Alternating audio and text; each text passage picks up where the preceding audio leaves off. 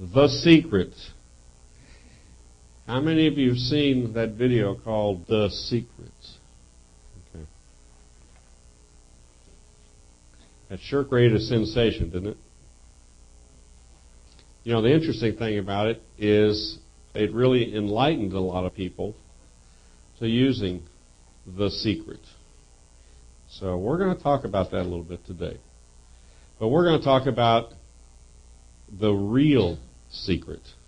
Now, the secret is based on this thing that everybody's talking about, the law of attraction. Now, the law of attraction, I went to wikipedia.org, and Wikipedia tells me that the law of attraction is all about you get what you think about, your thoughts determine your destiny. You get what you think about, your thoughts determine your destiny. The law of attraction, what makes it work for you?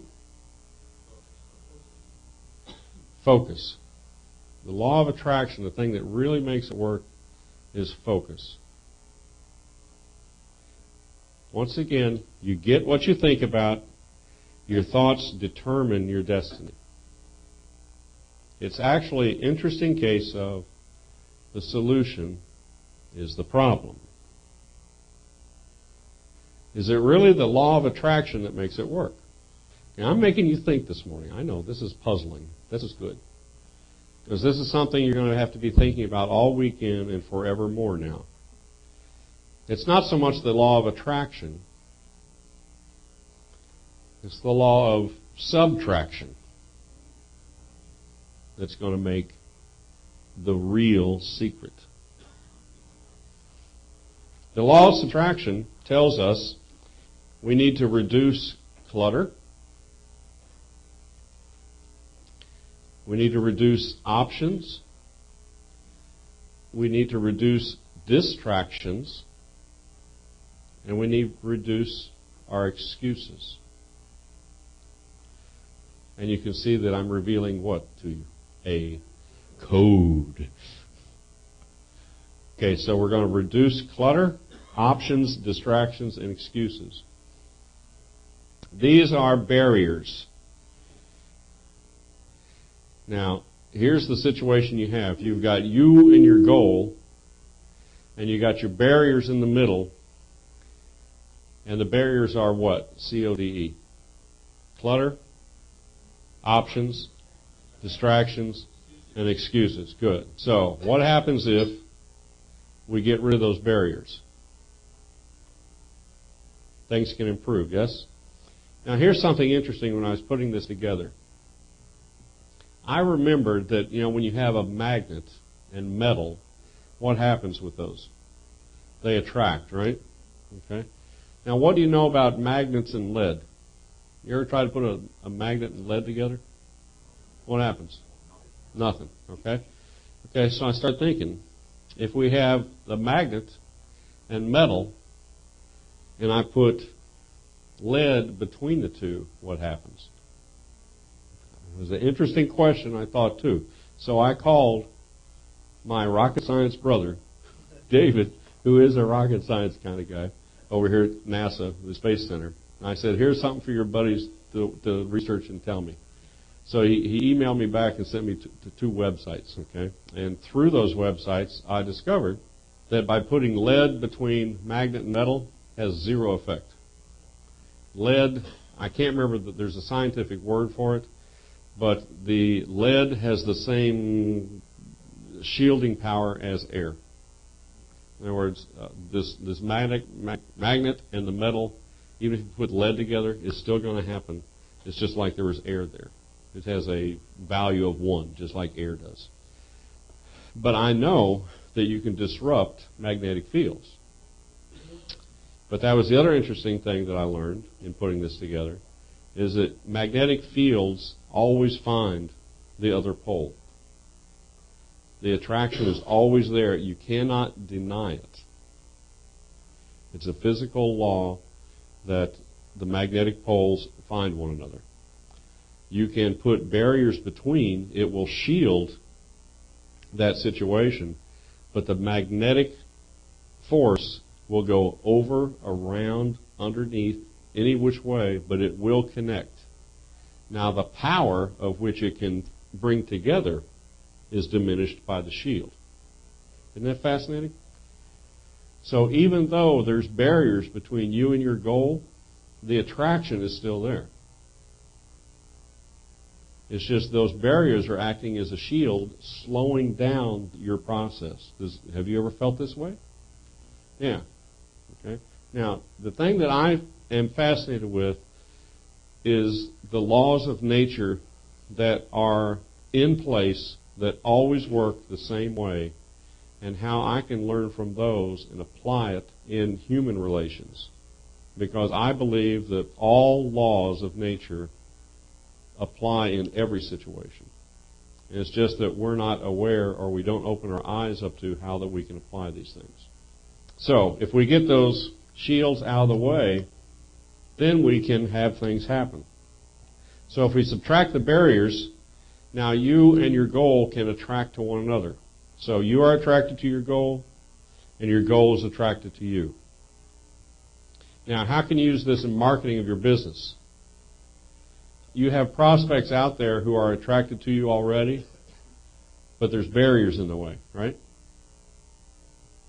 You've got to help your prospects become your customers by working the code. You've got to help people reduce their clutter. You've got to help people reduce their what? Options. You've got to help people reduce their distractions. You've got to help people reduce excuses. Now, can you see if you're the person who helps people reduce those things, that you become the obvious choice to do business with? How many of you have too much clutter in your life? How many of you have too many options? How many of you got too many distractions? How many of you are full of too many excuses? Okay, we all got our hands up. If somebody can come along to help you reduce all four of those things, it's like, where have you been all my life? I've been searching for this answer. Now, in your business, you can be that person, that business to a lot of people if you will help them do that. I think this is one of the biggest problems I see in people, is they've got too much clutter, too many options, too many distractions, and too many excuses. And that keeps them from getting where they want to go. So we get rid of those barriers. You can be attracted to those people, they can be attracted to you. So that's the law of subtraction.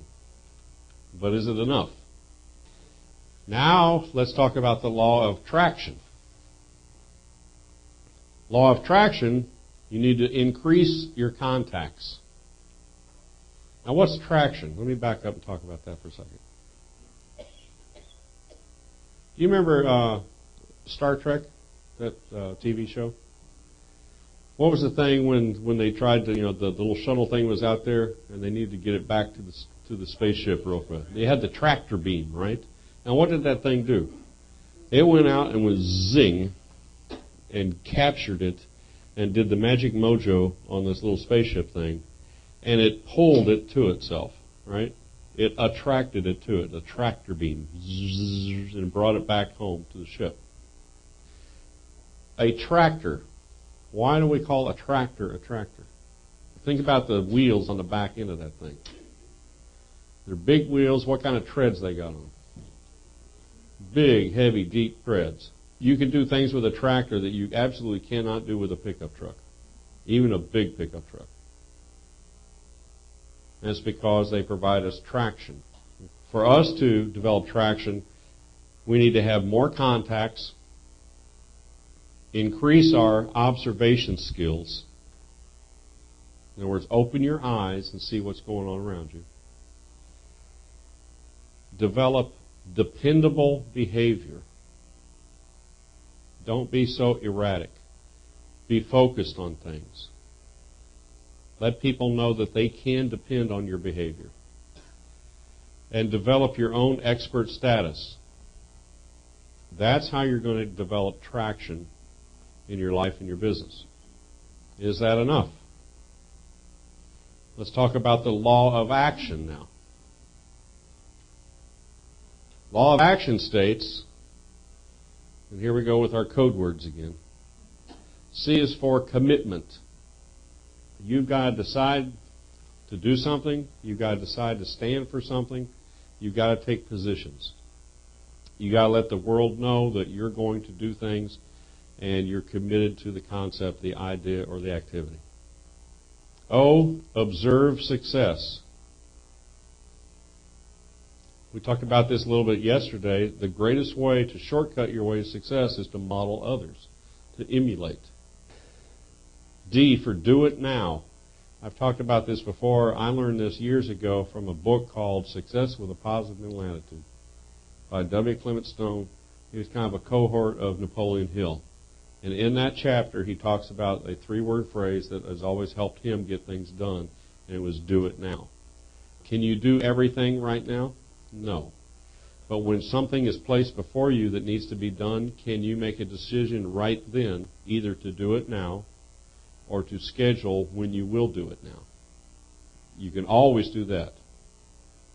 The problem is a situation arises in front of us, and most people will not do it now, and they won't do it later either. They just don't do it. And it's so much easier if you ingrain this into you of do it now. Do something with that situation right now. You get things done, and you get things accomplished, and you move on to the next thing, instead of all the CODEs piling up in front of you. And E, experiment and adjust, otherwise known as test, test, test. This is the best way for you to learn things. It's the best way for you to gain experience. It's the best way for you to find out the truth of what works. Now, I get a lot of my learning from the Bible. And one of the things that I learned, and it's a little acronym that was staring me in the Bible pages, and it didn't happen until a few years ago that I saw that there was a great acronym that always helped me remember that A stands for ask, S stands for seek, and K stands for knock. And you've heard, ask and you will receive, seek and you will find, and knock and the door will be opened unto you. Now, the interesting thing about all 3 of those words, they're all action verbs. You've got to actually take steps towards something and make things happen. So the real secret is what? By taking action, you get traction from your subtraction to your attraction. The real secret that they don't want you to know is action. And I'm serious about that. They don't want you to know. Because the less action that you really take, the more susceptible you are to sales pitches that promise you the hope of the goal without your own action. Does that make sense? Action is the magic ingredient, and where does that come from? It comes from you. Now, I believe in giving people hope. Hope is what gets you through those tough times when nothing seems to be going right. And hope is the only thing you've got. And I've had times in my life where that has been the situation. And I've had to look for any little ray of sunshine and focus on that and not even think about the negatives that were going on around me. And keep focusing on that light and working and scratching and crawling my way to that light of opportunity. And it kept getting brighter and opening up bigger, and I could move forward. Okay? You've got to focus forward. But the real secret is taking that action. That's all I have to say about this. But I would love to open it up for discussion, because I know there's a lot of people that have been influenced by that video and The Secret, and there's controversy going back and forth. You can see that I believe in both sides of it. But I believe in presenting the whole picture rather than just the hope side, or saying that, well, you can wish all you want to, nothing's ever going to happen. But I think it's a blend of all those things. But I think the biggest problem that people have is you got so many clutters and options and distractions and excuses that it's shielding you from your rightful attraction of what your goals are. Who's got a microphone? Mark, I have a question. In this video, I've seen, for example, that went through the very rough times, and I know that at the moment now you're a very successful marketer, one of the most influential in the world. But it would be very beneficial for all of us to know what tough situations you've been through. So could you share some of your difficult situations? Thank you. No. In a short word, no. I mean, there's been financial situations, there's family situations, there's health situations, but I'm not one to tell my rags to riches kind of stories. I don't like those kind of stories. I never talk about it. If you ever hear me talk at a conference, I never talk about that stuff, and I'm not going to start now. Sorry. I will just tell you that, there's been times in my life where I'm not homeless. I always had, if I had a really tough time, I always had family that I could go to. But I've also had family say, hey, you're not going to live with us, forever, or we're not going to support you forever. It's like you need to get out and get busy. So there was always, look, you take action, you set yourself a goal, and we'll help out. But I always had the strength to know that, okay, there's the support system. And we all need that. That's what families and real friends are for. But if you abuse that relationship, that's not a good thing. And for family or friends to help you too much in supporting you and nurturing you at a tough time, that's not good for you either. You need to have somebody who will, and my brother David, he's 16 years older. He's been the guy that in my tough times I could go to him and talk with him, and he would kind of help me set my course.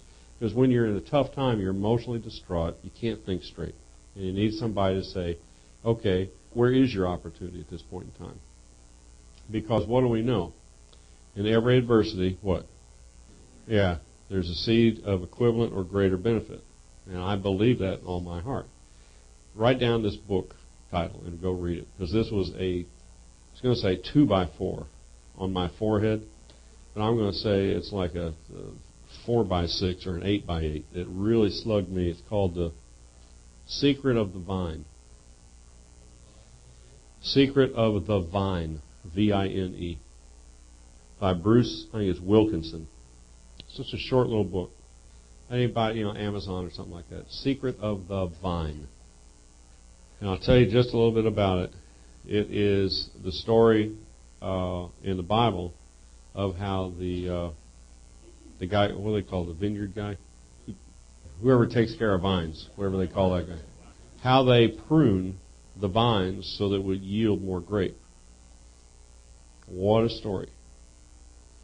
And if you've ever felt like you being pruned, and sometimes they prune you a little bit, and if you don't respond, what do? They prune you a lot. Okay? And that's when you feel like, my gosh, my life is like upside down, inside out, and I can't see up. Okay, have you ever been there? Therein lies your greatest opportunity for growth. Man, is that a hard period, though. But you've got to know that that's what's going on. And you've got to have that faith that that's what's going on, that there is something bigger and better to your purpose. And I've been through that. There's been like 4 or 5 times through my life where, that cycles. At this stage of the game, finally some light bulbs came on. That I'm tired of being pruned. Like I'm really trying to see the stuff coming now. Because I've been through that cycle of thinking, wow, everything is really going good. I'm on top of the world. And it's like, man, when you start thinking that way, you hear that little sound. Here come the pruning shears. So humility is a good thing, folks. Humility is a good thing. If you want to write that one down, stay humble and appreciative of everything you got, and continually work to put out as much good as you possibly can, help as many people as you possibly can, without being selfish about it. It's difficult to do that. You'll be rewarded and taken care of. Eli? Yeah, I think the list in the COD is a good one, but it occurs to me that there's maybe one barrier that hasn't been discussed. It's probably pretty big with a lot of people, and I think that's fear. I think a lot of people don't act because of either fear of failure or maybe even fear of success, or just fear of making a mistake or whatever. And maybe it's worth, talking a little bit about that and how that fits in. Yeah. What you might be able to do to overcome that. Yeah, I don't know how that fits in my acronym, but it does fit in the concept. It kind of relates to back what I say about school. And it's my belief, when you're about 2, 3, and 4 years old, it's not only my belief, it's scientific evidence that that's the greatest learning period of a human's life. The kid, they just sponge up everything. They're not afraid to try things. They are the ultimate tester. They love trying things out. If it doesn't work, so what? They try something else, right? They don't take no for an answer, have you noticed? They just try a different way to phrase it to get you to do whatever they want you to do. Now, when does the change happen? When we go to school. We go from being the tester to the tested. And at this time, we go to school and we get tested and we get graded. It's not that, no, it didn't work, try again. It's, no, you got that wrong. You get a B, C, D, or F, which is a real shame. So all of you who went through school successfully, college, postgraduate work, all that kind of stuff, I'm sorry, but they really screwed you up. And you need to unlearn a lot of that stuff so that you can get back to that state to where you don't have that fear of trying things. It's not a mistake. It's something that you tested, that the result that you were looking for wasn't that result. However, what did Edison tell us? I know 1,000 ways not to make a light bulb. There's value in that. And especially if you can, I learned this at an early age too, I always knew that I wanted to model and emulate success, but I also looked at things that didn't work. I also noticed that some people, weren't successful. Well, what can I learn from them? How not to do it, which is the same as, okay, if these 1,000 ways are not to make the light bulb, I don't have to try those 1,000 ways. I can just start where we have a light bulb and leverage off of that success. Okay, and that's the lesson there, is to leverage off successes, learn from somebody else's mistakes. That's the cheapest education. That's why books and training and education are so valuable, that you can, in a few short years of your life, attain knowledge about any body of knowledge, that has been accumulated over thousands and thousands of years. This is a marvel to me. And the printed word, and since then, other technologies have made that possible. And that truly is magical to me, that we don't have to rely from one person telling the next person through generations. That one person that can actually document the knowledge and experience and spread it worldwide quickly. And of course, because of the internet, it can be done in minutes now. Failure is not the end. It's just learning how not to do it so you can try something else. Failure is when you give up. If you want to write anything down out of that conversation, failure is when you give up. And that's one thing that, an attribute that was instilled in me very, very young, was I could do anything I set my mind to. And I can remember those words being told to me when I was 4 years old. Mark, you can do anything you set your mind to. If you look at those words, Mark, you can do. Do is what kind of a word? Action word. Anything you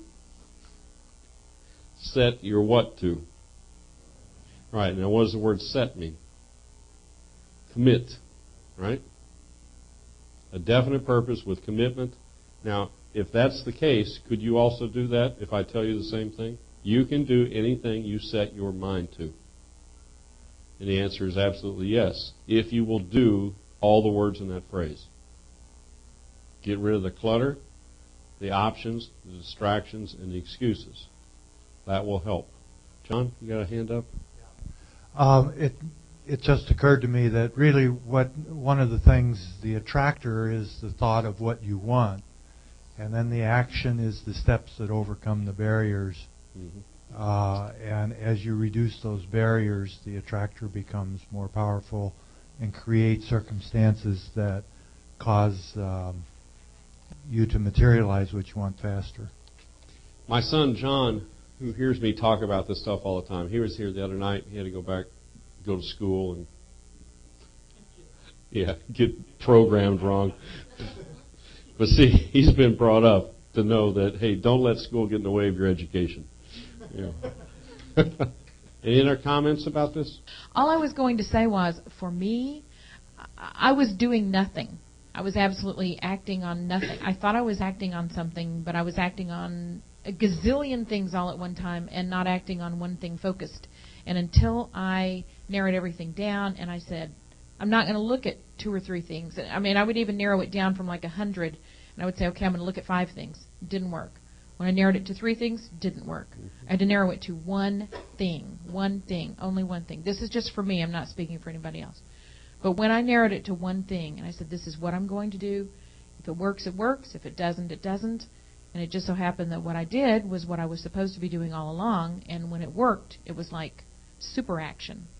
And it was exactly like you're talking about. It was like everything came to me, and it just matched. Mm-hmm. So for me, I had to say no to a lot of things to say yes, I was going to act on this one thing. That's all I wanted to say.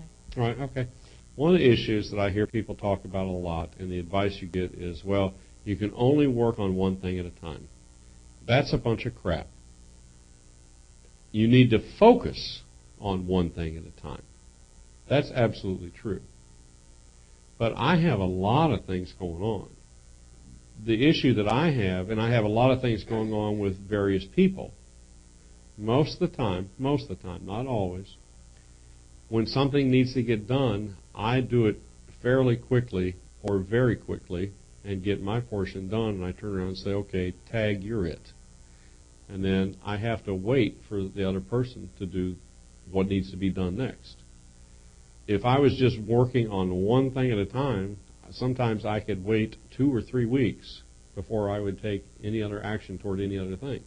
So that's why I have multiple projects going on, to where I can get a lot accomplished working with other people on various projects, and then on my own things, I can focus on them in the interim. Whether or not that's going to work for you, that's a style kind of a situation. It's also training yourself to be focused on the project at hand that's before you at that moment. There is a talent that you develop in that way. When you have a task to do, all the other clutter, options, distractions, and excuses go away so that you can focus and accomplish whatever the task is at hand at that moment. That you absolutely have to be able to do. And the best way to do that is in time blocks, so that you allot yourself certain periods of time to do things and accomplish things. Because what you'll tend to find out is whatever amount of time that you budget towards something, it always gets done right at the deadline, no matter if you give yourself a week or a month to do it. So if it's always going to get done right before the deadline, you might as well set shorter deadlines. Right? Think about it. I mean, am I right on this? You can give yourself a week to do something, or you can give yourself a month to do something. Guess which week out of that month it's going to get done? The last week. For most of us, it's not going to be the first 3 weeks. Because if you really applied yourself in the first 3 weeks, how long would it take you to do the project? A week. Contradicts something you said earlier, that which is obvious and that which is not so obvious. You don't tell your success story. You don't have to. Your success story is in front of you. It's the stars of the people. Well, People who keep coming back to you are your success story. And that's when you talk to people about why they're here, it's your honesty and integrity and your organization. And I think that the honesty part of it is what you're talking about there. The difficult thing for us much of the time is being honest with us about our code, about dealing with those factors, and having an accurate self-assessment, and then being honest with ourselves about implementing these things we're talking about now. But I appreciate your honesty and integrity, and I also appreciate the people in the room. That's your success story. Thank you very much, Val. Val brings up a really good point of taking an accurate inventory of yourself. And I guess I may have picked this up from Napoleon Hill, or maybe just from my upbringing. Well, Shakespeare said it, didn't he? To thy own self be true. In other words, don't lie to yourself. We're always taught to be truthful for other people, but do not lie to yourself either. Actually see how you are. Don't make excuses. If you come up short, you came up short. By making excuses, you don't get any further along, you just delay the process. You're creating your own shields from the things that you're trying to attract. How silly is that? The process that you want to be doing is taking down the barriers. And too many people put up barriers between themselves and those things that they want to attract and be attracted to. The thing to take away from this little talk this morning is the real secret was what? Action. And is it so much attraction, or you'll get more attraction if you use subtraction and develop traction by taking action. Okay? Now, all of those words have a root. Action, subtraction, and traction have the root of action. Rather fascinating.